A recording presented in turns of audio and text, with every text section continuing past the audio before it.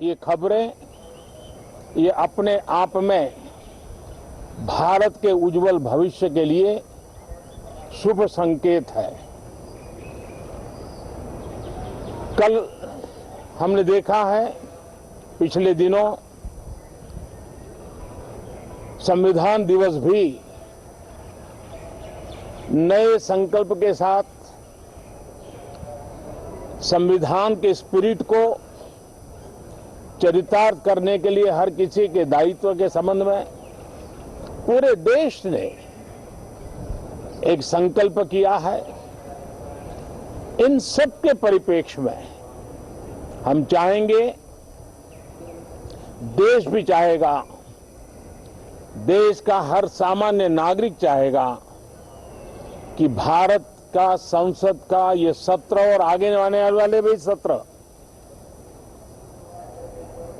आजादी के दीवानों की जो भावनाएं थी, जो स्पिरिट था, आजादी के अमृत महोत्सव का जो स्पिरिट है, उस स्पिरिट के अनुकूल संसद भी देश हित में चर्चाएं करे, देश की प्रगति के लिए रास्ते खोजे, देश की प्रगति के लिए नए उपाय खोजे। और इसके लिए ये सत्र बहुत ही विचारों की समृद्धि वाला, दूरगामी प्रभाव पैदा करने वाले सकारात्मक निर्णयों वाला बने। मैं आशा करता हूं कि भविष्य में संसद को कैसा चलाया, कितना अच्छा कंट्रीब्यूशन किया, उस तराजू पे तोला जाए, न कि किसने कितना जोर लगा करके संसद के सत्र को रोक दिया। ये मानदंड नहीं हो सकता है। मानदंड ये होगा कि संसद में कितने घंटे काम हुआ, कितना सकारात्मक काम हुआ। हम चाहते हैं सरकार हर विषय पर चर्चा करने के लिए तैयार है, खुली चर्चा करने के लिए तैयार है। सरकार हर सवाल का जवाब देने के लिए तैयार है। और आजादी के अमृत महोत्सव में हम ये भी चाहेंगे कि संसद में सवाल भी हो, संसद में शांति भी हो।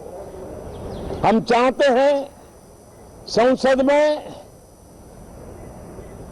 सरकार के खिलाफ, सरकार की नीतियों के खिलाफ जितनी आवाज प्रखर होनी चाहिए हो, लेकिन संसद की गरिमा, स्पीकर की गरिमा, चेयर की गरिमा, इन सब के विषय में हम वो आचरण करें जो आने वाले दिनों में देश की युवा पीढ़ी को काम आए। पिछले सत्र के बाद कोरोना की एक विकट परिस्थिति में भी देश ने 100 करोड़ से अधिक डोजेज कोरोना वैक्सीन, और अब हम 150 करोड़ की तरफ तेजी से आगे बढ़ रहे हैं। नए वेरिएंट की खबरें भी हमें और सतर्क करती हैं और सजग करती हैं। मैं संसद के सभी साथियों को भी सतर्क रहने के लिए प्रार्थना करता हूं। आप सभी साथियों को भी सतर्क रहने के लिए प्रार्थना करता हूं, क्योंकि आप सबका उत्तम स्वास्थ्य, देशवासियों का उत्तम स्वास्थ्य ऐसी संकट की घड़ी में हमारी प्राथमिकता है। देश के 80 करोड़ से अधिक नागरिकों को इस कोरोना काल के संकट के में और अधिक तकलीफ न हो, इसलिए प्रधानमंत्री गरीब कल्याण योजना से अनाज मुफ्त में देने की योजना चल रही है। अब इसे मार्च 2022 तक समय आगे कर दिया गया है।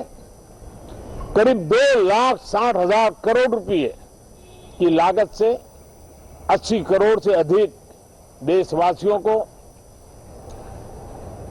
गरीब के घर का चूल्हा जलता रहे, इसकी चिंता की गई है। मैं आशा करता हूं